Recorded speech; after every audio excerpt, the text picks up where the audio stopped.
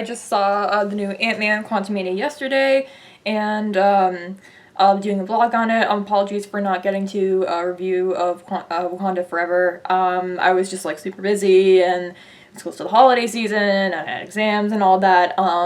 But yeah, I mean, just really quick thoughts on it. I liked it overall, so if that's just you want to know whether I liked it or not. But for this video, I'll be talking about Quantumania, and I'll divide it into non-spoiler and spoilers, although, to be honest, there's not really a whole lot of spoiler-worthy things that even really happen in this movie. But yeah, so I guess I'll just go into quick thoughts about what I thought of the other two movies. They're fine. They're not great, but they're not, like, terrible either. I think that the Ant-Man movies kind of, like, highlight what a lot of people are kind of, like, tired of with the Marvel movies, as far as, like, you know, a lot of jokes that don't work, a lot of CGI that doesn't really look that great. I guess, like, the main thing that I do like about them is just Paul Rudd as Ant-Man himself. I think he's very likable. Scott Lang is, you know, a really fun character, and, you know, you just really like seeing him on screen, and I think he's definitely what really holds those movies together. Overall, like, yeah, like, they're fine. I guess I kind of like that they never, like, really took themselves, like, too seriously. Like, if all you're looking for is to just, like, turn off your brain and have a bit of mindless fun, like, you'll get that. Like, they kind of recognize that that's what they are, and they never really tried to, you know, take themselves too seriously. Here, this movie still has all of the same problems with the previous Ant-Man movies, but now, like, you can't even, like, turn off your brain a little bit, because this is the Ant-Man movie that is, you know, trying to, you know, kind of take itself, quote-unquote, more seriously, because they're trying to connect back to, you know, the overall storyline of Phase 4 and now Phase 5, which is, you know, Kang and the multiverse. So they're trying to go into all these, like, complex ideas with, you know, Kang and the variants and everything. So, like, even if you want, all you want is just to, like, turn off your brain and whatever and just have a bit of fun, like, you can't even really do that. Like, at least, like, with the previous movies, like, there were some, you know, fun, there were still some fun action sequences, like, with the shrinking and seeing everything, like, from a small, like, microscopic level. Like, there were still some pretty, like, imaginative, fight scenes, but here, like, pretty much almost the entirety of the movie takes place in the quantum realm, which is all CGI, and as you guys know, this quality of the CGI of Marvel movies has kind of not been great lately. So like that feeling of like not believing and like what you're seeing is actually there, like that's just constant throughout the entire movie, and it really does it really is distracting. I think that's just like brief summary of the movie. I mean, obviously if you've seen the trailer, you kind of know the gist of the story. So I'm not sure when exactly after Endgame this is supposed to take place, but obviously, like, Scott was in the quantum realm for 5 years, and he didn't age. Well, Cassie did, so now she's a teenager, and now Scott is, like, famous because he's an Avenger, and he's, like, written a book and all these things, and everybody loves him, but he hasn't really, like, done anything outside of that since then. So I guess Cassie is, like, a genius now, and she, like, invents this, like, satellite to communicate with the quantum realm, but then something goes wrong, and they end up, everybody, like, Scott, Cassie, Hope, and her parents, Hank and Janet, all get sucked into the quantum realm, and basically now they're trying to find a way out, and they find that there's this big overlord who's running the quantum realm, which is of course Kang, who we saw in the Loki series as well, and if you have watched my channel, you know I've already very extensively shared my thoughts about that series, and I'll kind of get to that later.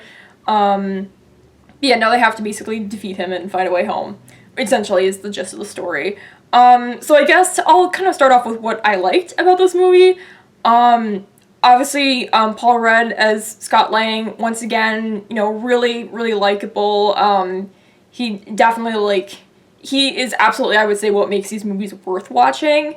Um, and even though it's very brief, but at the beginning, I liked seeing how like Scott and Cassie's relationship with the Pym family has grown. I don't know if Scott and Hope are like technically married at this point, but at the very least, you can tell that they are considered like part of the family. Like Cassie calls Hank Grandpa Hank, which is really cute. And it's cool that they are very much a family. And so I liked seeing a little bit of that. Other than that, this movie really just did not work for me. So I guess I'll kind of go into just first off the acting. So the two actors that I have the biggest issue with are the actors who play Cassie and Kang.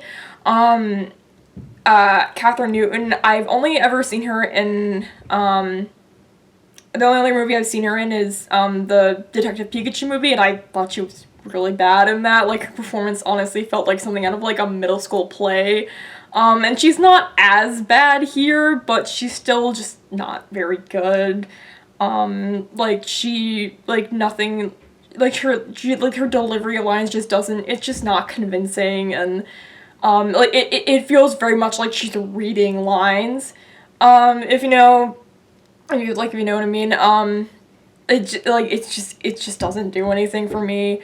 And I honestly think they should have just kept the actors from Endgame. Like, she honestly got kind of screwed over. Like, I guess, like, she didn't even, like, they didn't even have, like, the decency to tell her ahead of time that she was being replaced with another actress. Like, she found out when they announced it on social media, so I was like, that's kind of shitty. But yeah, and obviously, so Kang, again, who was in the Loki series, played by Jonathan Majors. I'm sure he's a good actor in other things, but I just do not buy him in this role at all.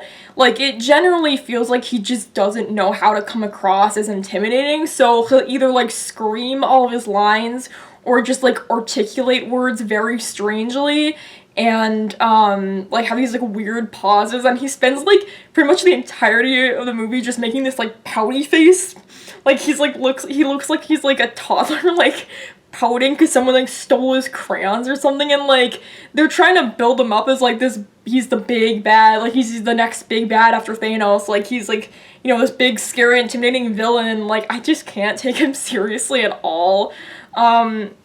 I know, like, with Thanos, like, not that Thanos was particularly, like, scary either, because, I mean, like, he's, like, this giant CGI purple man, like, he looks ridiculous, but, like, with Josh Brolin, like, he at least knew how to, come across as intimidating. Like, he pretty much, like, Thanos pretty much always, like, kept his cool most of the time. Like, you always got the sense that, like, he was the one that was in charge, like, he was the one who was running things, like, he was always, like, one step ahead. And, like, you just don't really get that with Kang. Like, it kind of seems like he doesn't really know, like, what to do. Like, I thought he was really overacting in the Loki series, and not even in, like, the fun way, because, like, overacting can sometimes be, like, really entertaining to watch, but here is just kind of like, what are you doing? Like, it's just, yeah, like, it's just very odd. I mean, granted, pretty much all he did in the last episode of the Loki series was just explain, like, exposition about, like, the multiverse and the TVA and whatever, and I don't know, I mean, I guess you gotta try and make that interesting somehow, but did it work? No. And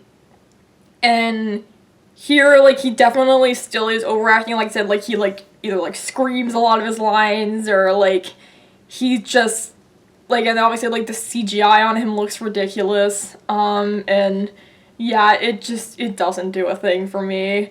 Like, it doesn't really work that, like, this is, like, the person that we're supposed to be, like, scared of, like, this is, like, the overarching, like, big bad of, this new phase of the MCU, and, like, I'm not invested in it at all, like, I just don't care. So yeah, I know, like, Bill Murray's in this movie, like, very briefly. he's honestly pointless. Like, he just plays, like, this, like, random guy that Janet was friends with, and he's in the movie for, like, 5-10 minutes, and yeah, he could have been cut completely. And I guess, like, also, like, in the quantum realm, they meet these, like, people in the quantum realm, and for some of them, for some reason, look exactly like humans, except they're not, I guess. They have, like, I guess they're technically, like, aliens, because they have, like, some of them have, like, these, like, special powers or whatever, but, like, and, like, obviously, like, they do have, like, some, like, CGI things, but it's just very odd that, you know, they just happen to look exactly like humans. And, like, honestly, like, the whole, like, design of, like, this world of, like, the quantum realm and all these people, like, it really doesn't look anything different from, like, stuff we've already seen in, like, Guardians of the Galaxy, like, those, like, alien worlds. Like, if you asked me to distinguish the two, I honestly wouldn't be able to. So even that wasn't really, like, you know, fun to look at. And like I said, like, the CGI, the quality of CGI, like, it's not as bad as stuff as, like, say, She-Hulk, but, like, it's still very obviously a green screen. It's still very obviously fake and, like, not something you're actually looking at. And, like, it, again, like, you spend, like, pretty much the entirety of the movie, that's just all you're looking at.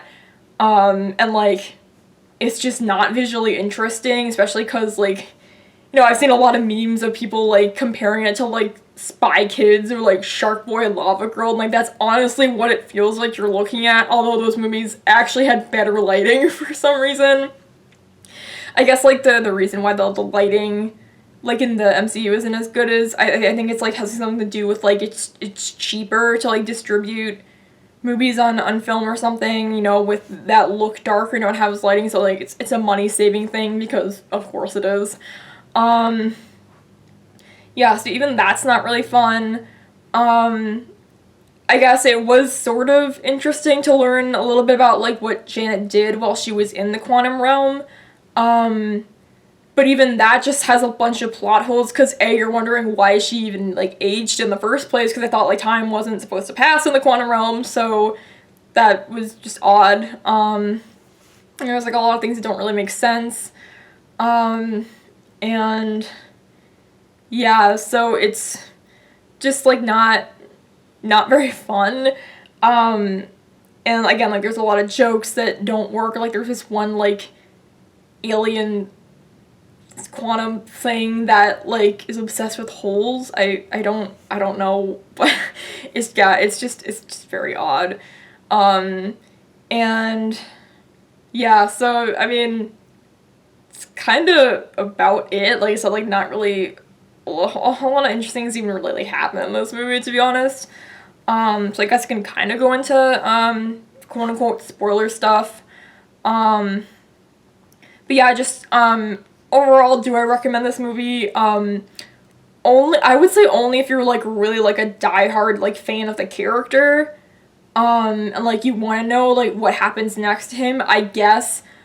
Other than that, like, even for the sake of, like, continuity with, like, the MCU, like, at this point, like, I'm just so, like, burnt out from how, like, just underwhelming the MCU has been since after Phase 3 that, like, I just don't even really care about the continuity anymore, to be honest, so I wouldn't even recommend it just for that sake.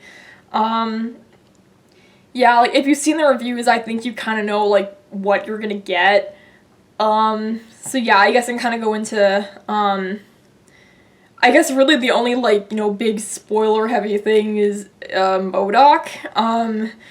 And I admittedly don't know a whole lot about MODOK from the comics, but, of course you find out that it's actually Darren, the villain from the first movie, who's, like, been, like, transformed into this, like, absolutely hideous, disgusting, like, horrible, this CGI is just horrible, and, like, you know, people have already, like, memed it, and, like, it's just, like, absolutely terrifying and hilarious at the same time how bad the CG is. Like, I don't know whether to, like, scream and shit my pants or just bust out laughing, because it just looks so bad.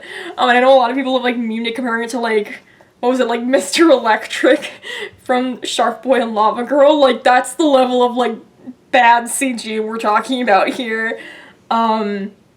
And yeah, I don't know if MODOK actually was the Darren, that character in the comics. I don't think so.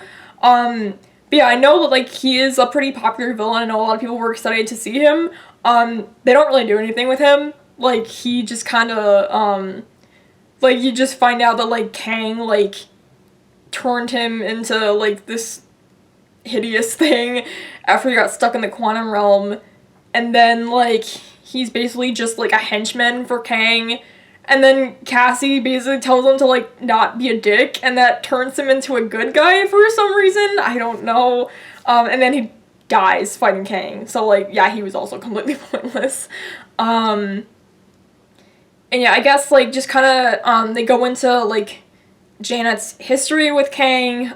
So we find out that I guess Janet she found Kang when he got banished. So it turns out, I guess his variants like banished him to the quantum realm so that he couldn't like mess with like time and space and like killing all these people in these timelines or whatever. But Janet helped him because she didn't know who he was. She thought he was just like some guy who wanted to get home. And I guess that he has this like ship or something that can like travel through space and time. So she helps him fix it. But the ship is like connected to his thoughts. So when she touches it, she like sees like all of the terrible things he's done and is like, he had to have known that was gonna happen, so, like, did you think she just, like, wouldn't care? Like, that didn't make any sense to me, but of course, like, she, like, turns on him and, like, blows up the power source, and now he's stuck in the quantum realm, and of course, in Ant-Man and the Wasp, obviously, Hope and, Hank went to go save her, so that's how she got out. But yeah, so, obviously, like, they defeat Kang. But at the end, they're like really like beating you over the head with like, oh, but is he really dead? Is he gonna come back? And it's like, well, yeah, no shit, he's gonna come back. You have an upcoming movie called The Kang Dynasty. Of course he's gonna come back, like, and yeah, and then of course you have like this post-credit scene where they have this meeting of like all of Kang's variants or whatever, and they all look so ridiculous. Like, I was literally just laughing, like, I just find it very funny that we're supposed to be, like, afraid of this character, because, like, this just looks so ridiculous. And, of course, you have the second post-credit scene was a teaser for Loki Season 2, which I have no intention of watching, so don't be expecting a review for that. I've already, you know, very extensively said that I did not like that show at all. And, yeah, so I just don't really know what else to say at this point, like, you know, I mean, like, obviously, like, there have been, like, some good properties from Marvel still. Like, I did like Wakanda Forever. I did like Miss Marvel. I did like Moon Knight.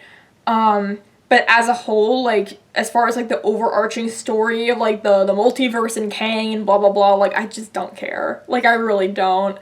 So, yeah, no, I feel like that's kind of, like, kind of been the consensus of a lot of, Phase 4 and now Phase 5 properties. I was actually kind of a little surprised that this, like, scored as low as it did on Rotten Tomatoes because, I mean, obviously, like, it's not good, but I would argue there are other Phase 4 properties that are technically worse that did much better, so, like, I definitely think that this wasn't as bad as, like, Multiverse of Madness. But yeah, so, I mean, obviously, like, now they're trying to lead up to, like, what was it, like, Secret Wars, and obviously the Kang Dynasty, and I guess, like, Michael Waldron is gonna write Secret Wars, and he also wrote the Loki series, and already talked about how awful and terrible he is, so yeah, not looking forward to that. At this point, like, I'm just pretty burned out, and I think you guys already kind of know that. So yeah, that's my thoughts. I will try to get a review of Guardians of the Galaxy 3, that is actually something I am looking forward to, so, you know, hopefully, I will enjoy that more than this. So I guess I will see you guys next time. Bye.